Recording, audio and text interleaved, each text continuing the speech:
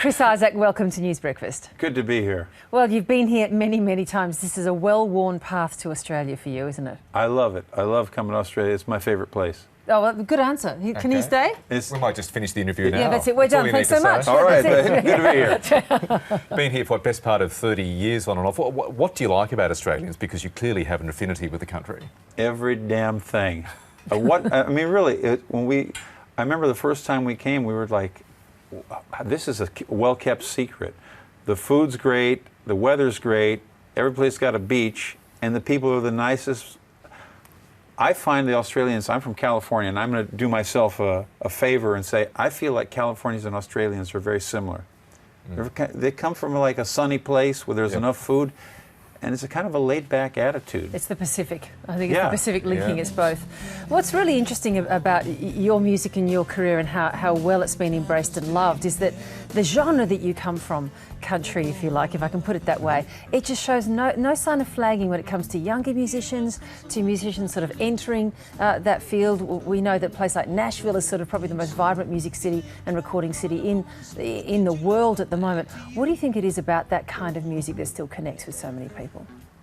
I don't know what it is, but it's pretty simple. Like the music that I do is pretty simple and based on pretty, I guess they're classic. I didn't think of them as classic when I was listening. Johnny Cash, Elvis, Roy Orbison, Carl Perkins, you know, those kind of artists, I don't think they ever really went away. Now, when it came to putting down this new album, you were encouraged by, amongst others, your good friend Stevie Nicks to spend some time in Nashville to get some inspiration. Was that a fruitful experience? You know, I've been to Nashville before, and I wish I would have been smarter about it, and I should have just said, okay, it's a music city. There's a lot of great musicians here. But I was really kind of nervous going there. I didn't know if my record was, I thought, well, I'm kind of a rock and roll artist, and I'm kind of wondering, am I going to fit in? And the first day I got there, I went to breakfast. They had a free breakfast at the hotel. If you get up early, you can get, you get up at 2 o'clock in the morning, it's for you. But for a musician, it was early. And I went down to the free breakfast, and somebody goes, hey, Chris, and I look, and it's Robert Plant. And that was the first day, and we started talking, and he said, let's have dinner. And of course, he's Robert Plant. I mean, I just followed him like a puppy. Of course. And we had dinner, and I was coming back from the dinner, and I thought, Robert Plant's better looking than I am, and he sings better than I am, and he's a bigger legend than I'll ever be. But we're both recording in Nashville, and I felt really good about it. It is, as I mentioned earlier, an amazingly vibrant place and so many younger people being drawn to it, so many new kind of producers going on there. When it comes to sitting down and writing music for you, though, what's driving you at the moment? Where does the passion come from and the inspiration? I always just try to write the same thing. It's, you know, the same song. I've been writing songs since I'm about 12 years old, and even then they were kind of tear-jerking love songs. I don't know where that comes from, but that's what I like to write.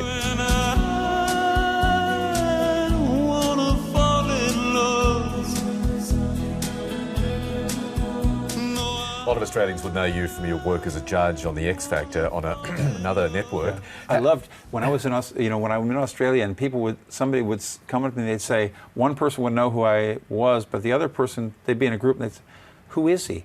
And I'd say, I'm a judge, and they'd look nervous, like, like what? You know, he's a judge. I go, on a TV show judge, you know. You and Kenny are going to sing us a song from your new album. Tell us about the song. It's a song about if you had a relationship and then it went bad. Now, I don't want, this isn't personally about you, so don't take it that way. No, I'm a strong woman. I can handle this. Okay. If something went bad in your relationship, now you've broken up, but now it's been a couple of weeks, and you go, I miss Virginia. Maybe it could be anyone. I'm just using that name. Yeah. Okay. I'm just sitting here. I miss Virginia. There's something magic about her. The magic in her eyes. There's honey in her hips. Hey, there's a song there. And then you say, let's get back together. Don't do it. Don't do it. Don't do it. It's a warning. Don't drink dial, Chris. I mean, she touched me. And I think I have that on tape now for court. All right, I'll just leave, shall I? It's getting hot in here, so I think we better go to the song. This is Chris Isaak and Kenny, his good mate. Please don't call. Please don't call. We don't let's start again. We won't change, so why should we pretend? I don't want your sympathy, I don't care what's wrong with me. I don't need you to believe I'm just leaving. Cold to walk out while you cry, but you know the reason why. It's an eye for an eye, now we're even. You cheat me, I cheat you, we deserve what we've been through.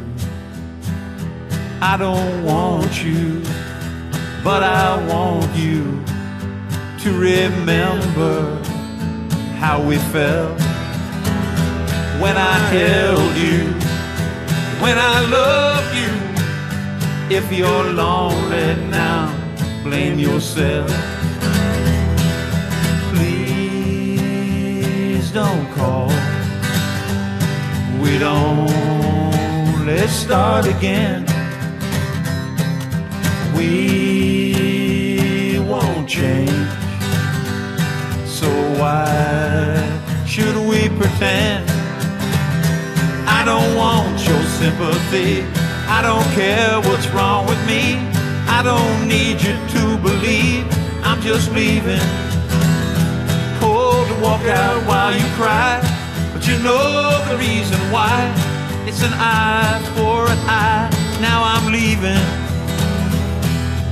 You cheat me, I cheat you, we deserve what we've been through. We can't change the way we are. Fell in love, but we went too far.